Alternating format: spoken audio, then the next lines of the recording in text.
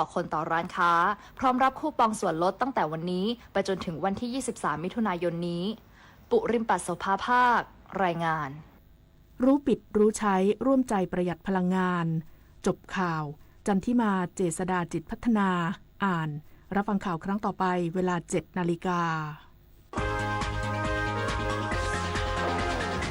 ติดตามข่าวที่นำเสนอไปแล้วได้ที่ www.thainews.prd.go.th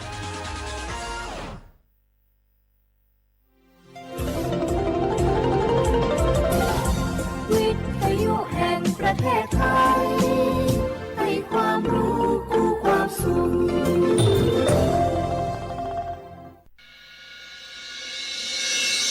สถานีวิทยุกระจายเสียงแห่งประเทศเชียงใหม่ AM 1476 กิโลเฮิรตซ์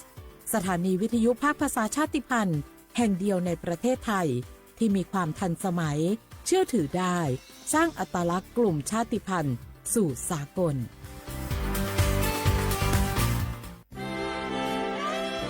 ตลอดประวัติศาสตร์ของชาติไทย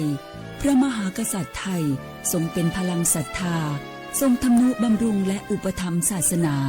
ให้เป็นหลักยึดเหนี่ยวจิตใจของประชาชนเป็นแนวทางในการดำเนินชีวิตด้วยความดีงาม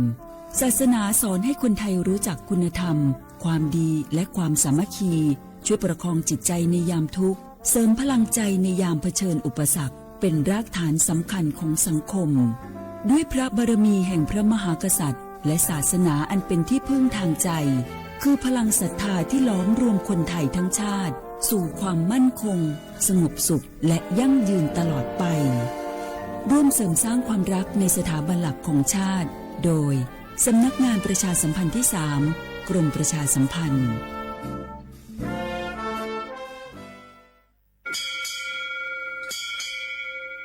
我不打架，我们ชอปเปอร์ เหมือนสุงคา ฟอกว่า เนาะจง อุดูธรรมา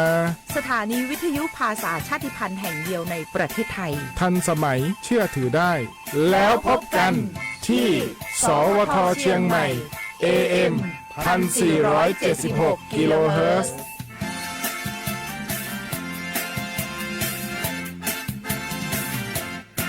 ผู้ใช้สิทธิบัตรทองหรือบัตร30 บาทวันนี้หากต้องการย้ายหน่วยบริการประจำไม่ใช่เรื่องยุ่งยากอีกต่อไปย้ายเองได้โดยวิธีง่ายๆผ่านระบบออนไลน์เพียงดาวน์โหลดแอปพลิเคชันสปสชหรือแอดไลน์สปสชพิมพ์ LINE ID @NHSO เลือกเปลี่ยนหน่วยบริการและทำตามขั้นตอนแค่นี้ก็ย้ายหน่วยบริการได้แล้วแถมยังสามารถใช้สิทธิรักษาได้ทันทีสอบถามเพิ่มเติมได้ที่สายด่วนสปสช1330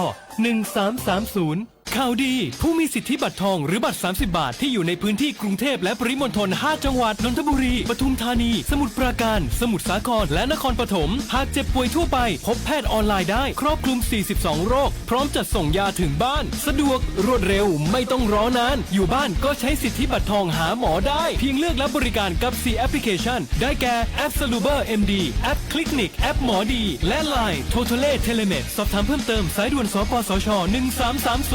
นี่พวกเราเห็นเขาฮิตบุหรี่ไฟฟ้ากันอะสูบแล้วมันดูเท่ด้วยเอาสักปื๊ดไหมไม่ดีหรอกมั้งไม่ดีหรอกเท่แค่ไหนก็ไม่คุ้มหรอกนะรู้ไหมมันทำให้ติดนิโคตินเร็วมากแต่เขาบอกว่ามันเป็นแค่ไอ้น้ำมันไม่อันตรายนะไม่จริงเลยบุหรี่ไฟฟ้ามีสารเคมีทำลายปอดเสี่ยงมะเร็งสมองเบลอส่งผลต่อการเรียนแล้วก็อารมณ์แปรปรวนอีกด้วยนะจริงเหรอแล้วมันผิดกฎหมายด้วยไหมล่ะใช่ทั้งซื้อขายและครอบครองมีโทษหมดอนาคตไม่มีปุ่มย้อนกลับเลือกให้ดีก่อนชีวิตจะพังงั้นไม่ลองดีกว่าสุขภาพต้องมาก่อนแล้วถูกต้องเลือกชีวิตเลือกอนาคตห่างไกลบุหรี่ไฟฟ้าเจ๊งเพ่บุหรี่ไฟฟ้าอันตรายไม่ปลอดภัยและไม่ใช่ทางเลือกของเยาวชนไทยหยุดคิดสักนิดก่อนชีวิตจะพังด้วยความปรารถนาดีจากสำนักงานประชาสัมพันธ์ที่ 3 กรมประชาสัมพันธ์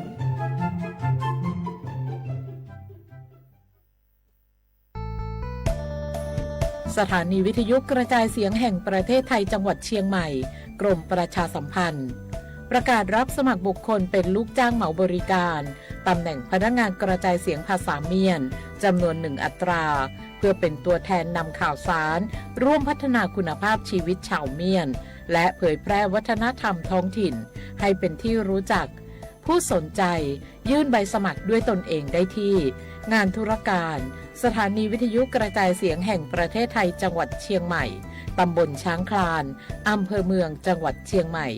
ตั้งแต่บัดนี้เป็นต้นไปจนถึงวันที่ 31 พฤษภาคม 2569 สอบถามข้อมูลเพิ่มเติมได้ที่ 053-276-068 ในวันและเวลาราชการมังลิวเอาเก่งเศร้าก็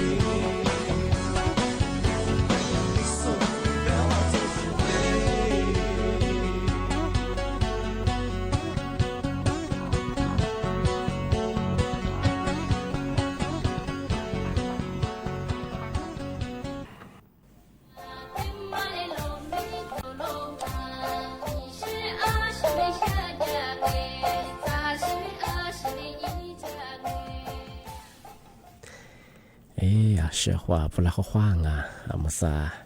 你莫话你啥莫啊我，李松我都知的话，贝拉我是话不，啊我李松我ปากกา我，啊我李松我ยิ่ง我，ดูกู我ปัญญาธาจิ้มหมายงะสถานีวิทยุกระจายเสียงแห่งประเทศไทยจังหวัดเชียงใหม่ว่าโดยจับยีเวลายีจีงมันจะคืองะเน้นตะปูมันจะคือโฉมโมควานีเฉมงะเน้นที่จะที่มูลงมันจะหนีโมควานีสามโมทำไมจะคือที่นี่มาหนีเวลาหนีควาตัวเน้นที่ควาที่มูลที่ควางะนาที่เนี่ยควานี่คือนาเนี่ยจะที่เนี่ยเลยโดยจะของอ่ะเอาลิสงโดมังโงมันยังว่ายีดูกูงะดูมังขยีกาทะเลดูงะยีกาทะเลตุยนะนั่นนะยีวิธีกามังโงมันยังคือวิธีมันยังคือละลายเนี่ยเอาวิธียังคืออะไรเทียคือดูเสียงไงวิธียังมันยังว่ายีระบบเนี่ย AM งะFM มันงะเฉพาะไง AM มาสับเปลี่ยนว่าผมมาสับยังว่า FM วิญญาณทะเลกับเมฆจะไปเข้าความเมืองเอารายการลิสงโหมันยังกว่ายี่ครึ่งเอาว่ายี่ระบบยา AM อาทิตย์ยี่ครึ่งความถี่งมันยังที่ตัวลี่ยาสิจะชัวจูกันอย่างดูละปีว่าว่าชัวว่าโลชิจังว่ามันยังโนมกว่าเอาลิสงโหทีเดียนั่นนะใช่ปะว่าแน่ๆชัวโมกว่ายี่จีโมงที่มูลนิธิว่านี่สามโมงเอาหลวงคนเดียวคือมาสามารถวิทยุคือตัวชัวร์ว่าเอาวิทยุดูเยอะทีเดียวนั่นน่ะจองที่ท้าว่าระบบไลฟ์สดคือตัวเฟซบุ๊กยังไงยิ่งผิดไปคือสวทจุดเดียวเชียงใหม่ AM 1476กิโลเฮิรตซ์ทีเดียวโบยังคือตัวหลังมาว่ามาเซิร์ชมาว่าติดตามส่งมาว่ากดติดตามถูกใจไปคือมีนี่ก็ต่างเจ้าของจะเชื่อว่าเอารายการลิสงอลิชิดก็ที่ตัวน่ะบางเชื่อว่าที่อะไรเทเลเที่ยวงว่าว่าดูย้อนหลังจอนยี่ที่ได้ตัวที่ตัวน่ะมาขึ้นจวงฟิบุญเนี่ยที่บางคนยังว่าเชื่อเขาว่ารังว่าทำมาปีมากเลยที่เสตาจีนใช่ใช่ครับว่าเอามาสริยากรมควบคุมโรคไงนาตะปูว่ายิสุกาสุดที่สุดแบบนั้นที่นี่กระทรวงสาธารณสุขถึงมาที่เลยเวลาที่เลยปีมากงที่นี่การงานหลังที่ปีมากจะได้แจ้งเตือนอย่างเมื่อสองวันเป็นยังที่เมื่อหาลิซก็เป็นยังคือมือถือคือดวงเวลามือเรามือถือเราแต่ก็ได้ว่าคือมือถือแบบสุดแบบว่ามือถือเวลามือแบบเวลามือก็แบบว่ายี่เวลามีอย่างคือว่ายี่มือยังว่าคือก็มันตัวยังคือมือถือแบบว่าเวลามือแบบอาชีพว่าคือชอบที่สุดว่ามือถือมือถือเป็นยังคือจานดามาคือโจจานมาดามาคือโจชอบที่เป็นยังอัลมาฟาเชมาเซมาแน่ใจเป็นยังถัดแต่ละว่ากัดกันมีเงี้ยหัวมาก็ถ่ายเยอะชอบอันเนี้ยสมมติเป็นยังอันเนี้ยเขาอยากที่เลยแบงยังที่เลยจีจามากูเลยเชื่อยังไงที่ก็ที่ว่ามันยังที่แบงชอบว่าไม่เชื่ออะไรมากกว่าบโลพัดจังเป็นยังคือเอาละชัวที่เลยจานน่ะเป็นยังที่เลยกูเลยเชื่อใช่ยัง那时候ที่ชื่อตัวชอบไงยังแบบมันยังคือความเชื่อไงว่ายี่จะมาคือผิดยังบ่รู้ไงเราไม่ชอบไงนี่มาที่มังเป็นยังว่าอันนี้มาแบบอันงามแบบว่าที่เธอว่าเป็นความมีชีวิตพัฒนาเป็นยังคือมีชีวิตมาจะแบบก็มาคือเอาละชัวคือจานน่ะบ่รู้ชอบไงที่มังเป็นยังว่าza mi chi che ta ho le ti pa cha za ngo ben yang 我是过过一时不好过一时怕嘛不冷我不呀小好哎他妈一片嘛准备要他的就是哎比方我没吃这我炸我靠山炸铺这听见过我是个这长人嘛哎你这个大不呀个比方我如果嘛一时嘛嘛不冷我一时เหมือนเรา不呀个怕嘛不冷我不呀是的ว่ามีจิตมายึดตัวมันจะบอกที่ยาที่เบสิงกันเพราะยาที่ยามีความเชื่อที่ตัวเชที่ถ้าบโลไม่เชื่ออะไรมาจับไปเฮียเอาละโชกุเลยจันนะอันนี้งั้นคือไม่เชื่อพอจับไปเฮียก็มาคือเอาละโชจันนะเป็นยาที่เจสิงไงทำไมคือความเชื่อไงว่าคือผีมังปรงเอาที่ถ้ายุจาที่หัดตายเยอะสิงไงปีวันที่ไปเยอะไปคือเอาละโชมันยังคือเชื่อมาคือมีอะไรของที่มีความเชื่อจังที่ถึงบางงมันยังมีชื่อมีชื่อว่านี่มีชื่อที่กูยึดดูจอมังจ้างมันยังยึดดูอันนี้หัดอันตรายมังพอจ้างมันละส่วนละมีอะไรก็เลยมังยิ่งที่บางงมันยังอะไรโชว์จุ่มว่านี่จะลิจุ่มมันยังยิ่งที่แบบอีชิอีชินาอีชิชินาเพลียงที่ยังอีชิหัวปรุงที่แบบที่ทัวร์ลองเป็นยังยี่ตัดสิทธิ์ยังตัดวายไม่ใช่ไงยิ่งมา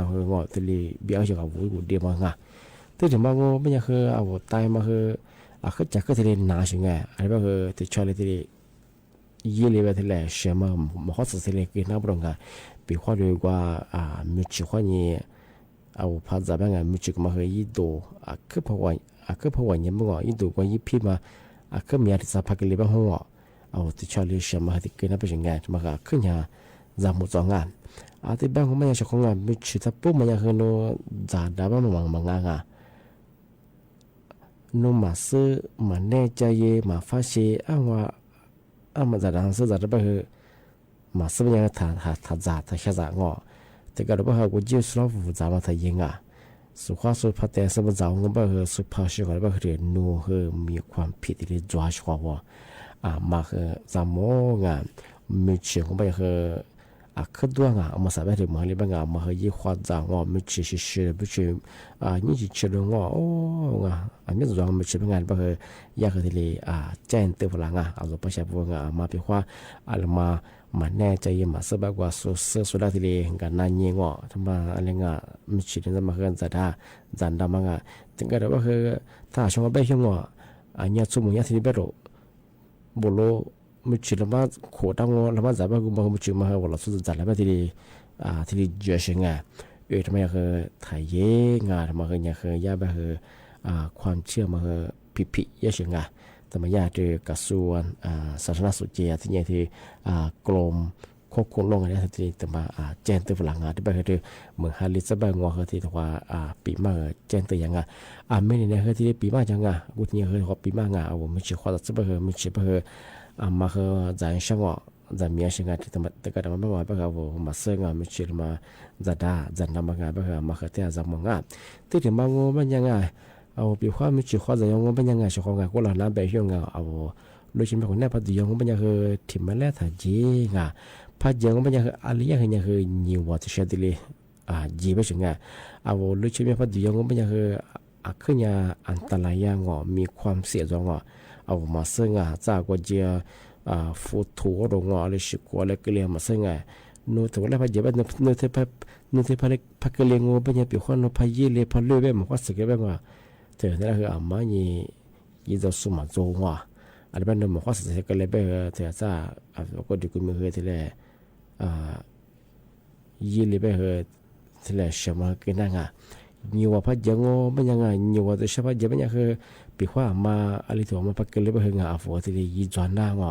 สุดท้ายฝนยี่ที่ลายยี่ที่เลยยี่จวนนั่งอะไรแบบ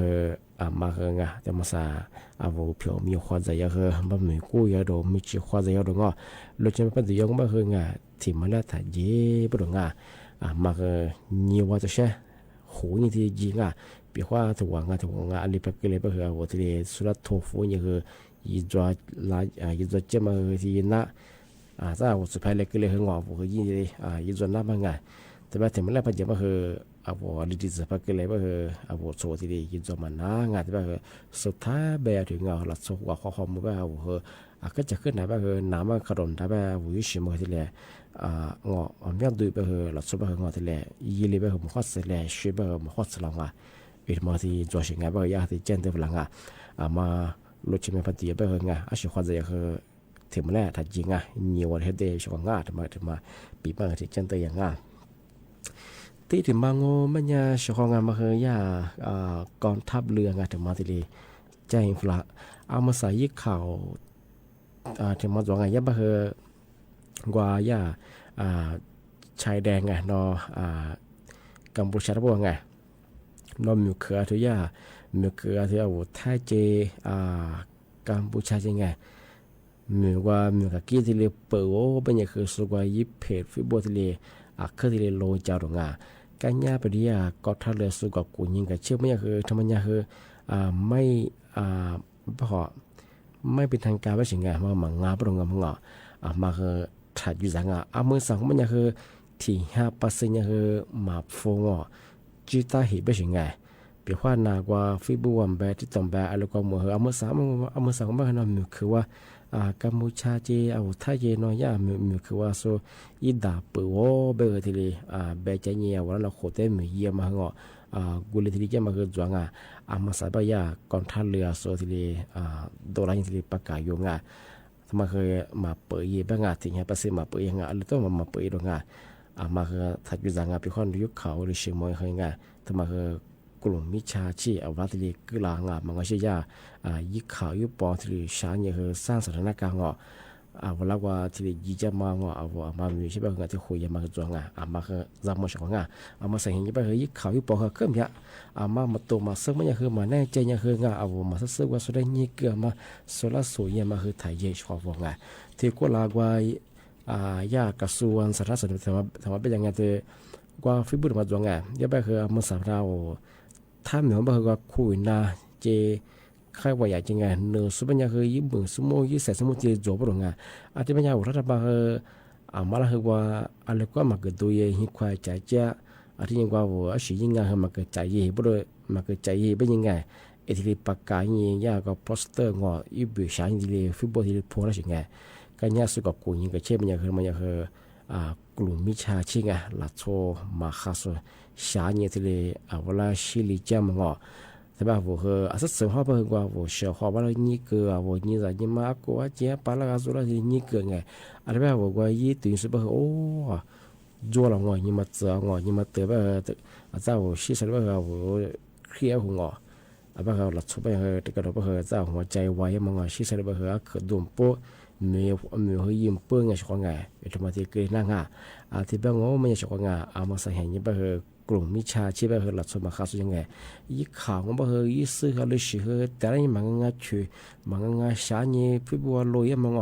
หลัดสแบบแต่ก็แบบว่ามาจุ่มมาตุยมาวิ่งแบบโอ้สุดแบบไงสุดละสวยมันสุดแต่ว่าสุดสุดแบบสุดเชี่ยยังไงแบบหักดุมเปิ้งอะไรก็ยิมเปิ้งมาละมาเกิดเวลาจัวจากโควิดนารุกกูเลยกินหนึ่งแล้วเป็นไงมาจำมองมาสับแบบทำไมยังยิ่งข่าวยิ่งปองงานมาว่าเมชิมาคือเนี่ยละที่ความเสื่อมความสุดที่ประกาศยังไงชอบงานไปในที่ประกาศยังไงมาถัดอยู่จากงานปีข้อที่สี่พาหมูมันยังไงมาใส่เห็นยังแบบยิ่งข่าวยิ่งปองคือยังไงมาแต่กับกูนี้กับเชงชอบงานจะประกาศแต่มาปีมาเจนเตยช่างงานที่เป็นอย่างชาวงานเมื่อสานั่นคือหมกว่าตัวขวาเกิดนาชาวงานอาจจะหมกว่านั่นนักการยาบอกว่าตัวขวาชาวงานเอาเฉพาะถ้าวิธียุคนี้น่าจะสูงทีนเท่าไล่สวดตีสุดคือขวางอะไรแบบนั่นคืองาหมกว่าเจ๋ยี่เจ๋งเงินนาง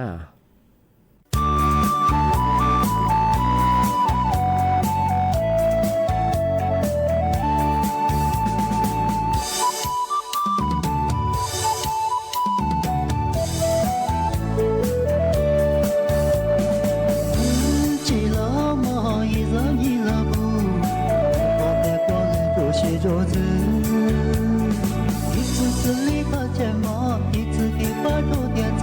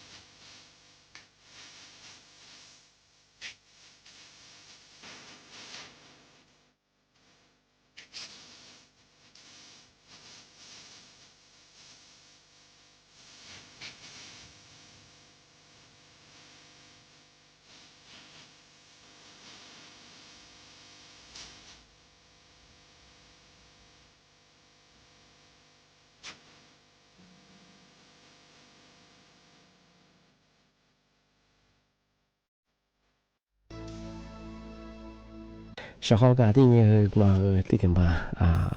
ปีมาแต่สตาร์ทช่างอ่ะธรรมศาสตร์บอกว่าโครงการไทยช่วยไทย plus ไงรัฐบาลฉุดเสือเอาลิซแบบไงเมื่อสาวมันเนี่ยที่บัตรมาติดตัวบ่าวว่าสิ่งไงบ้างหลักโช20วันโซกันมาสาวบ้างติดตัวบ่าวอยู่กุลมังไงอยู่มองว่ายังไงซาเสียว่ามาสุดที่จูโรชกกันมาสั่งว่าอย่าใช้ครบ 1,000 บาทไงมาสั่งว่ารัฐบาลว่าติดตัวบ่าวบัตรมาที่เกิดสิ่งที่ว่ามังไงบ้างมาสาวบ้างสู้อย่าบ้างใช้ครบยังมังไงซาเสียว่าที่โคอยู่บริโภคของไง ที่บ้านก็ไม่ยังชอบว่าไงอามาบอกว่าอยู่สุบะอาไม่อยู่ไงบาที่มาที่ตัวบากกังวลบะโนปีขวาบาที่มาอยู่กูบะโนบาที่มาอยู่บนงานมาตัวควาลิปิดมาประกาศจะชอบงานบะว่า20ว่าสุบะที่ยังมั้งไม่เกิน20 บาทที่เดียยิ่งอยู่ชอบงานที่ยังโน20มาว่าส่วนยังว่าฟุตบาเงินสดมาป้ามาถ่ายยังที่ได้พาป้างอบัญญาเข้าไข่ชอบโกงยังมั้งว่าเกือบว่ากฎหมายต้องมาดิ้นอยู่ยังไงอะไรบ้างทำไมกฎหมายในชัว20ทำไมว่าสมัยนู้นฟุตบอลป้าจะถ่ายยังมาพายงอบัญญัติโคเบบาโฉมมาเบงที่ยังฟุตบอลโฉมมาที่เรียกโคจาร์ของบ้ามาถ่ายยังมาพยาบาลจะขอสอบพันยาบ้างจะเชื่อว่ารัฐบาลยิ่งสิริชุกก็คือที่เรียกว่าเกินงานทำไมแต่ปีมากเจนตัวยังที่ทำไมแต่เชื่อว่าบัญญัติกรงอุตุนิยมวิทยางานเต็มมือแต่บอกกูยิ่งสู้แต่ยิ่งสู้ทำไมที่เรียกเจนตัวละมาสาวจพันเหนืองบัญญัติบางพื้นที่คือเมืองหาขึ้นเรียกเฉพาะที่บอกมาเรียกว่าจิวบาจาสงลูกคนมีเคยมีจะสัก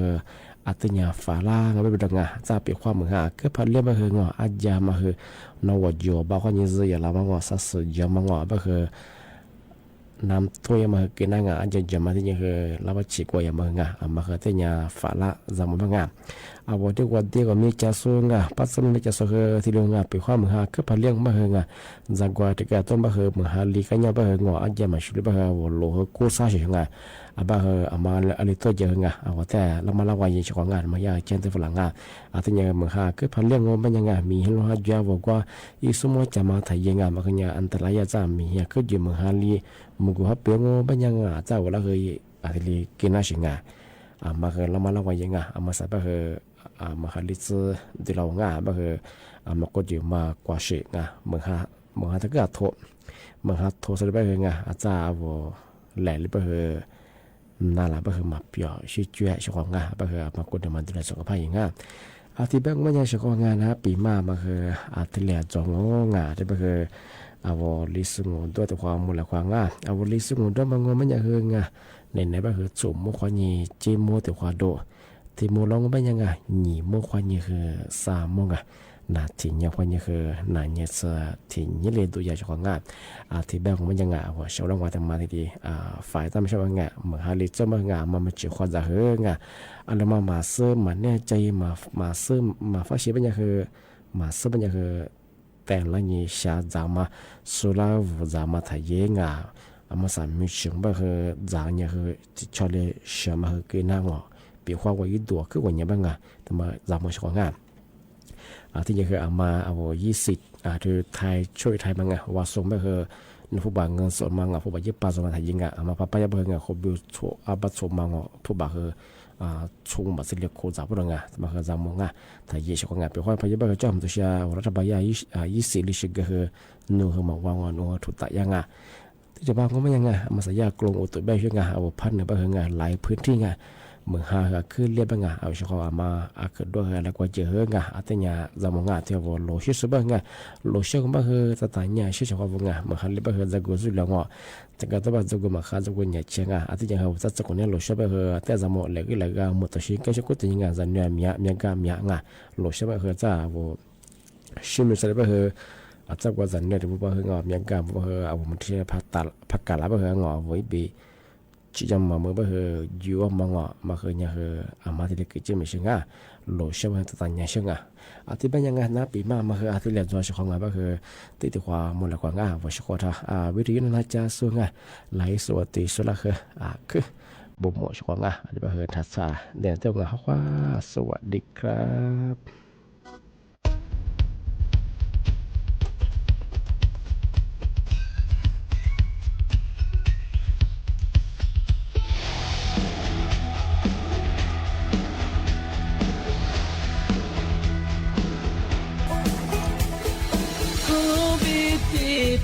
Kushola,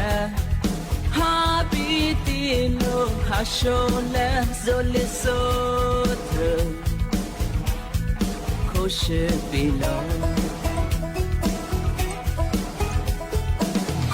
是比那太泥瓦，否则是则可以呢，否则的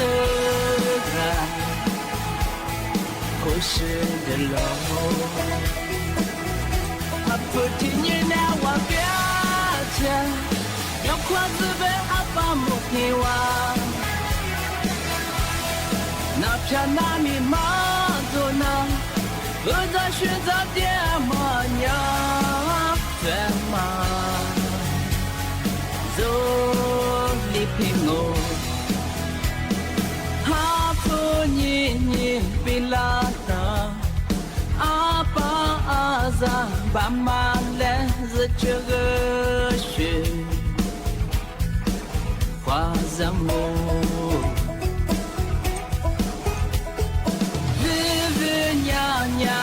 姐姐，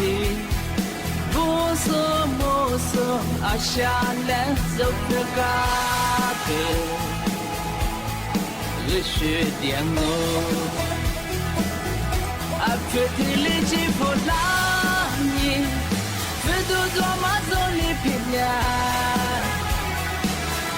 你说错日子的下头。一片天妈妈偏那么阿下个那个，走qua什么？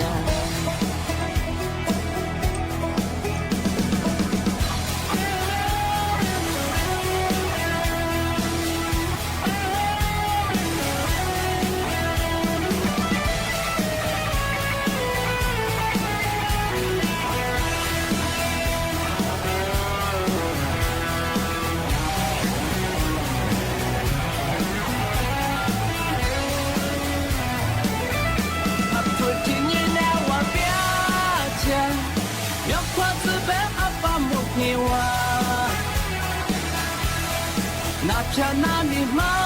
祖那，我在寻找点嘛呀，天嘛，走里平我，哈普你比拉那，阿爸阿扎爸妈来自这个学，花上我。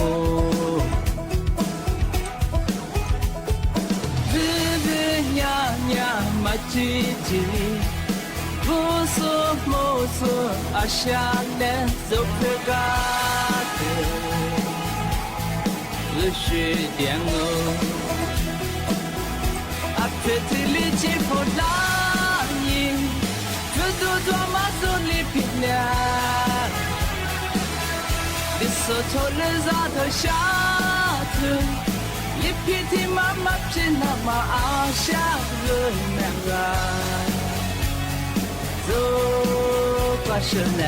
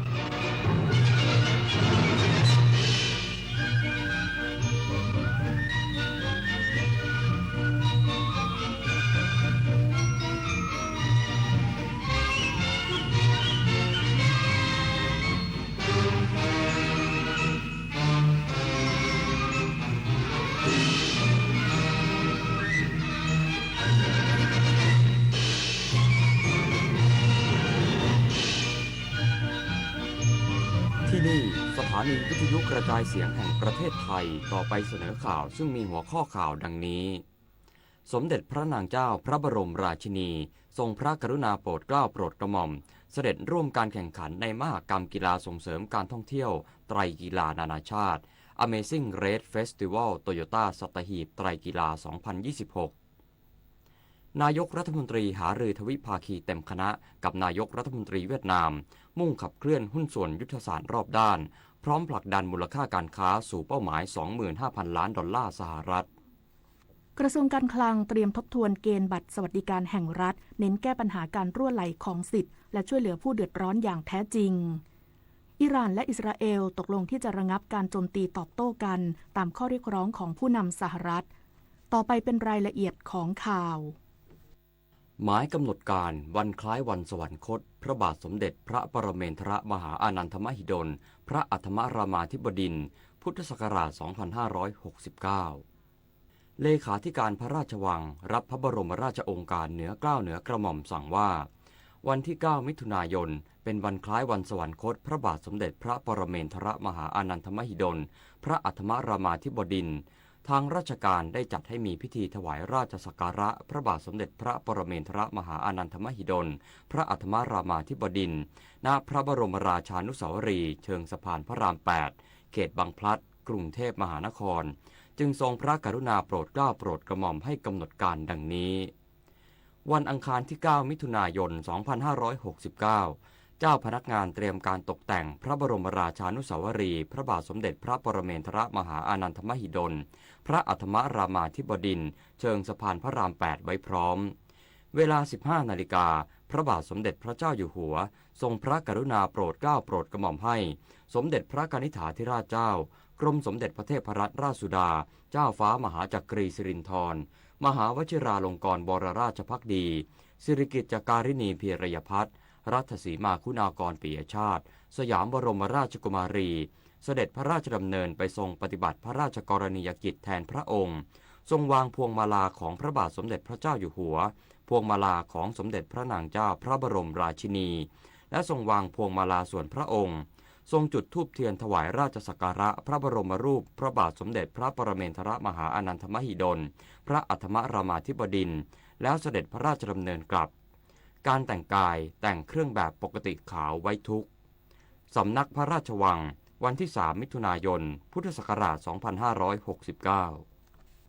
นายกรัฐมนตรีหารือทวิภาคีเต็มคณะกับนายกรัฐมนตรีเวียดนามมุ่งผสานจุดแข็งทางเศรษฐกิจขับเคลื่อนหุ้นส่วนยุทธศาสตร์รอบด้านพร้อมผลักดันมูลค่าการค้าสู่เป้าหมาย 25,000 ล้านดอลลาร์สหรัฐนายอนุทิน ชาญวีรกูลนายกรัฐมนตรีและรัฐมนตรีว่าการกระทรวงมหาดไทยอยู่ระหว่างการเดินทางเยือนกรุงฮานอยสาธารณรัฐสังคมนิยมเวียดนามอย่างเป็นทางการ